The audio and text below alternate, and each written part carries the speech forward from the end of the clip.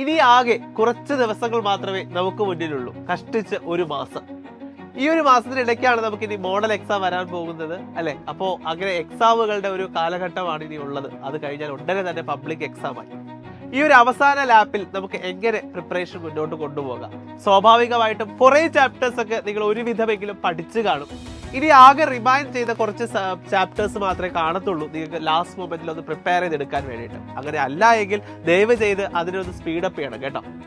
അപ്പൊ നമുക്കൊരു ഏറ്റവും ഇമ്പോർട്ടൻ്റ് ആയിട്ട് നിങ്ങൾ അധികം പഠിക്കാതെ അല്ലെങ്കിൽ അധികം റിവൈസ് ചെയ്യാതെ വെച്ചിരിക്കുന്ന സെക്കൻഡ് ടേമിന് ശേഷമുള്ള ടോപ്പിക്സോ അല്ലെങ്കിൽ സെക്കൻഡ് ടേം ഫസ്റ്റ് ടേം എന്തായാലും ഓക്കെ ആയിരിക്കും. അപ്പൊ സെക്കൻഡ് ടേം അതിന് ശേഷം ഈ ടോപ്പിക്സ് ആയിരിക്കും നിങ്ങൾക്ക് അധികം റിവൈസ് ചെയ്യാതെ അല്ലെങ്കിൽ നിങ്ങൾ അധികം പഠിക്കാതെ ഇരിക്കുന്ന ടോപ്പിക്സ്. അപ്പൊ നിങ്ങൾ എന്ത് ചെയ്യുക, നിങ്ങൾക്ക് ആദ്യം ഈ ഒരു റിവേഴ്സ് ഓർഡറിൽ നിങ്ങൾ ആദ്യം ഇരുന്ന് ചാർട്ട് ചെയ്യുക. ഫോർ എക്സാമ്പിൾ ബയോളജിയിലെ ഏറ്റവും ലാസ്റ്റ് ചാപ്റ്റർ ആണ് നമ്മുടെ കെമിക്കൽ കോർഡിനേഷൻ എന്ന് പറയുന്ന ചാപ്റ്റർ. സോ അതിനെ നിങ്ങൾ നമ്പർ 1 ആയിട്ട് കൊടുക്കും, കാരണം അത് അധികം നിങ്ങൾ റിവൈസ് ചെയ്തിട്ടുണ്ടാവില്ല.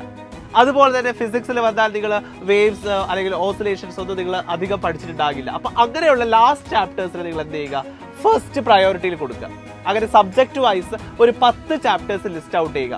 അതിന്റെ എണ്ണം കുറഞ്ഞിരുന്നാൽ അത്രയും നല്ലത്, കാരണം അതൊക്കെ ബാക്കിയൊക്കെ നിങ്ങൾ പഠിച്ചിട്ടുണ്ടാകുമല്ലോ. മാക്സിമം 10, അതിന് കൂടുതൽ വരാതിരിക്കാനായിട്ട് നോക്കുക.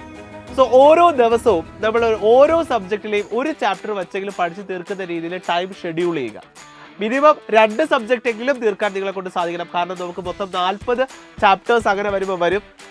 ഞാനിപ്പോൾ ഫിസിക്സ്, കെമിസ്ട്രി, ബയോ, മാത്സ് മാത്രമാണ് പറഞ്ഞത്. ബയോ ഇല്ലാത്തവർക്ക് കമ്പ്യൂട്ടർ സയൻസ് ഉണ്ടാകും. അങ്ങനെ ടോട്ടൽ മാക്സിമം 40 ചാപ്റ്റേഴ്സ് ആണ്. അത് 20 ഡേയ്സ് കൊണ്ട് നമുക്ക് കംപ്ലീറ്റ് ചെയ്യണം. സോ ആ രീതിയിൽ അതിനൊന്ന് ഷെഡ്യൂൾ ചെയ്യുക നിങ്ങൾ. അതിനുശേഷം ഇതിന്റെ കൂടുതൽ ക്വസ്റ്റ്യൻസ് വർക്കൗട്ട് ചെയ്തത്, എസ്പെഷ്യലി നിങ്ങൾ ഫിസിക്സിലും മാത്സിലേക്ക് വരുമ്പോൾ കൂടുതൽ ക്വസ്റ്റ്യൻസ് വർക്കൗട്ട് ചെയ്യാനായിട്ട് ഇമ്പോർട്ടൻസ് ടൈം കൂടുതൽ ഷെഡ്യൂൾ ചെയ്യുക. ഉദാഹരണത്തിന് ഒരു ദിവസം മാത്സ് ഷെഡ്യൂൾ ചെയ്യുന്ന ദിവസം നിങ്ങൾക്ക് ബയോളജി കൂടെ വയ്ക്കാം. കാരണം ബയോളജി തിയറി പാർട്ടാണ്, മാത്സ് കുറച്ചുകൂടി പ്രോബ്ലംസ് ആയിട്ടുള്ളതാണ്. അതുപോലെ തന്നെ ഫിസിക്സിന്റെ ഒരു കാൽക്കുലേഷൻ ചാപ്റ്റർ പഠിക്കുന്ന സമയത്ത് നിങ്ങൾക്ക് വേണമെങ്കിൽ അതിനോടൊപ്പം ഒരു കമ്പ്യൂട്ടർ സയൻസോ അല്ലെങ്കിൽ കെമിസ്ട്രിയോ അങ്ങനെ ഏതെങ്കിലും തിയറി കൂടുതലുള്ള ചാപ്റ്റേഴ്സ് വെച്ചിട്ട് അങ്ങനെ ക്ലബ് ചെയ്യുക.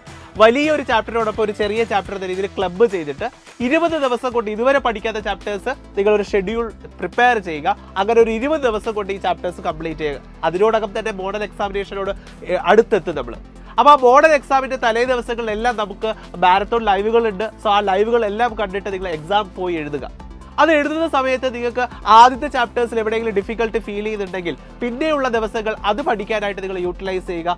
ഒപ്പം പ്രീവിയസ് ഇയർ ക്വസ്റ്റ്യൻസ് ഒക്കെ കൃത്യമായി പഠിച്ച്, അത് നമ്മൾ ഓൾറെഡി നിങ്ങൾക്ക് വീഡിയോ ആയിട്ട് ചെയ്ത് തരുന്നതായിരിക്കും. ലൈവ് ക്ലാസ്സുകൾ ഉണ്ടാകും. അതുകൂടി സപ്പോർട്ടായിട്ട് വെച്ചുകൊണ്ട് അങ്ങനെ അവസാന ലാപ്പിലുള്ള പ്രിപ്പറേഷനിലേക്ക് നിങ്ങൾ കടക്കുക. ആ രീതിയിൽ പ്രിപ്പയർ ചെയ്ത് നിങ്ങൾ മുന്നോട്ട് പോയി കഴിഞ്ഞാൽ ഓരോ ചാപ്റ്റേഴ്സും ഓരോ കൃത്യമായിട്ട് പഠിച്ച് അതിന്റെ ക്വസ്റ്റ്യൻസ് വർക്കൗട്ട് ചെയ്ത് നിങ്ങൾ തീർത്താണ് പോകുന്നതെങ്കിൽ ഉറപ്പാണ് നിങ്ങൾക്ക് അവസാനത്തെ എക്സാമിനേഷനിൽ ഫുൾ മാർക്കും A+ നേടാൻ സാധിക്കുന്നത് തന്നെയായിരിക്കും. അപ്പോൾ ക്ലിയർ കട്ടായിട്ട് ഇതുപോലെ ഷെഡ്യൂൾ ചെയ്ത് സ്ട്രാറ്റജിക്കലി മുന്നോട്ട് പോയിക്കോളൂ. ഫുൾ മാർക്ക് സ്കോർ ചെയ്യാം. നമ്മളുണ്ട് കൂടെ, സൈലം ഉണ്ട് കൂടെ.